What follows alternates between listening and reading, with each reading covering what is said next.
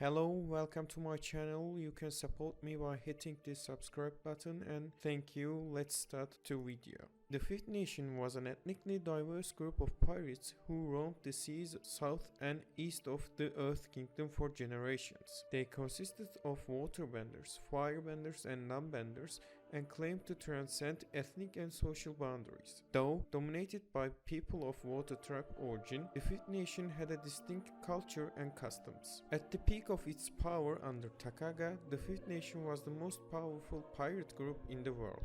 The Fifth Nation was a long-standing pirate group traditionally based in the Eastern Sea. It existed for such a long time that it transcended being just a crime group and became a distinct group of people with its own culture, although many of them hailed from southern tribe. At some point, leadership of the pirates passed to a family of southern water tribe origin that would provide its commanders for several generations. Avatar Yang Chen signed a treaty with one of these pirate lords, securing that the corsairs would stay in the Eastern Sea and not attack the coastline of the Southern Earth Kingdom. The Fifth Nation honored the treaty for 3 generations, but when Avatar Kuruk died in 312 BG and no new avatar was found for 7 years, pirates around the world grew bolder in their raids. One of the Fifth Nation's commanders, Tulok, consequently began to raid the Southern Earth Kingdom in defiance to the treaty his grandfather had signed. One of Kuruk's friends, Jianzu, met with Tulok to convince him to end his attacks and honor his ancestors' promise, but the pirate lord instead derided him.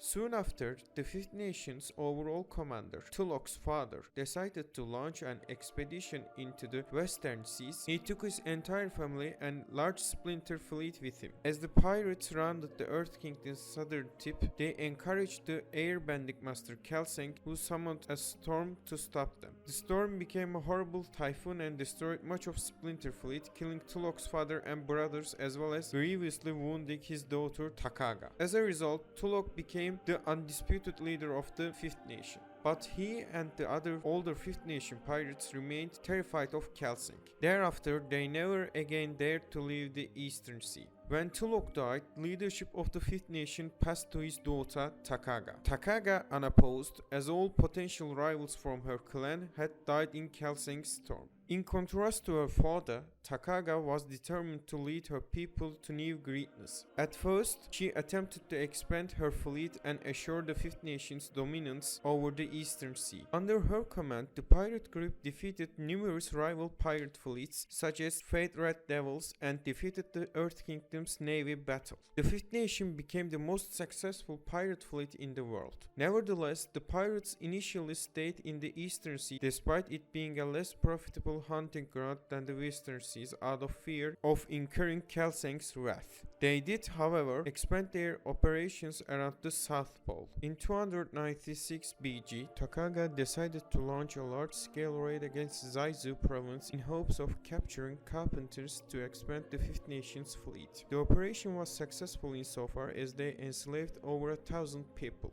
depopulating an entire stretch of the shore, though none of these captives proved to be a capable carpenter. In response to these bold attacks, the corsairs were targeted by Yan and his followers. At the time, Yan was believed to be the Avatar, and Takaga lured him into a trap on an iceberg near the South Pole. While it seemed like she had brought only a few pirates as bodyguards, the entire Fifth Nation fleet was hidden inside several nearby smaller icebergs. In a surprise attack, Takaga and her followers managed to capture Yan, incapacitated most of his companions, and launched their ships to attack Yokoya port, where Yan was based at the moment. Unknown to the pirates, however, Yan was not really the Avatar, but one of his friends, Kiyoshi, was. Kiyoshi confronted Takaga and used her avatar-powered earthbending to lift parts of the seafloor, destroying much of the Fifth Nation's fleet. Many pirates were crushed or drowned, but some ships were able to avoid the upcoming cracks of basalt. Some waterbenders on the sinking ships railed as well, and a fierce battle ensued.